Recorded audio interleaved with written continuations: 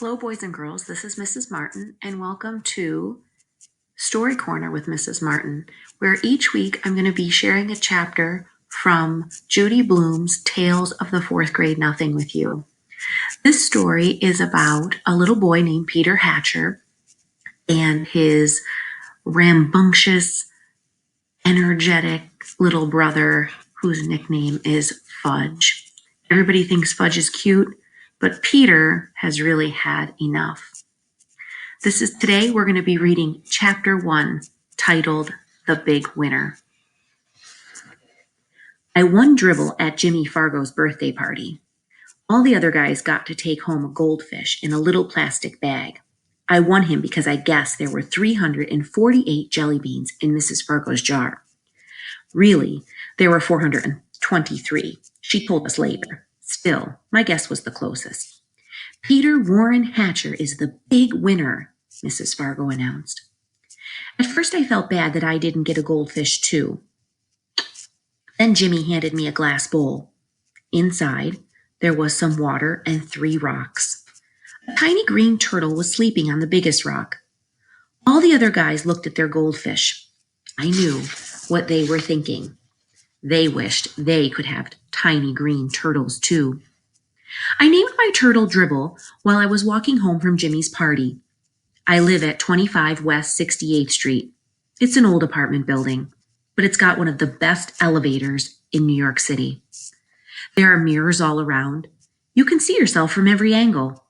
There's a soft, cushioned bench to sit on if you're too tired to stand.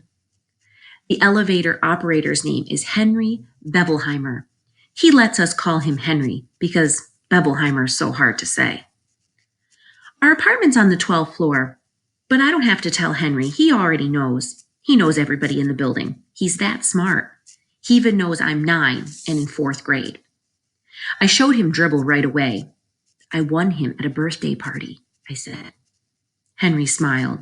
Your mother's going to be surprised. Henry was right. My mother was really surprised. Her mouth opened when I said, just look at what I won at Jimmy Fargo's birthday party. I held up my tiny green turtle. I've already named him. Dribble. Isn't that a great name for a turtle? I said. My mother made a face. I don't like the way he smells, she said. What do you mean? I asked. I put my nose right down close to him. I didn't smell anything but turtle. So Dribble smells like turtle, I thought. Well, he's supposed to. That's what he is. And I'm not going to take care of him either, Mother added. Of course you're not, I told her. He's my turtle, and I'm going to be the one to take care of him. You're going to change his water and clean out his bowl and feed him and all of that? She asked. Yes, I said. And even more, I'm going to see to it that he's happy.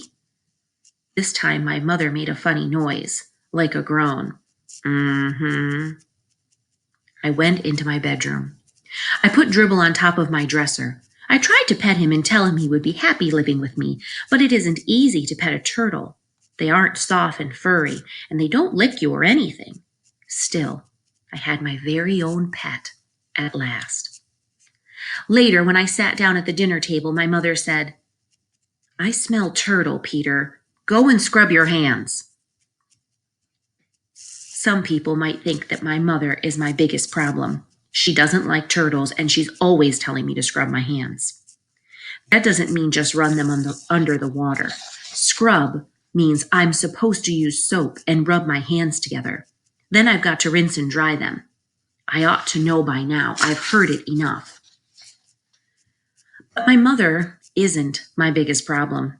Neither is my father. He spends a lot of time watching commercials on TV. That's because he's in the advertising business.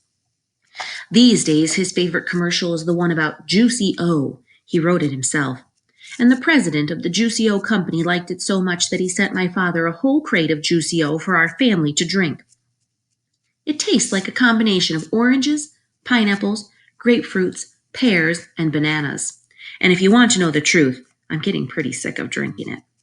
But Juicy O isn't my biggest problem either. My biggest problem is my brother. Farley Drexel Hatcher. He's 2.5 years old. Everybody calls him Fudge.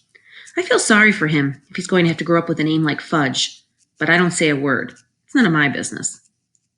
Fudge is always in my way. He messes up everything he sees. And when he gets mad, he throws himself flat on the floor and screams. And he kicks. And he bangs his fists. The only time I really like him is when he's sleeping. He sucks 4 fingers on his left hand and makes a slurping noise.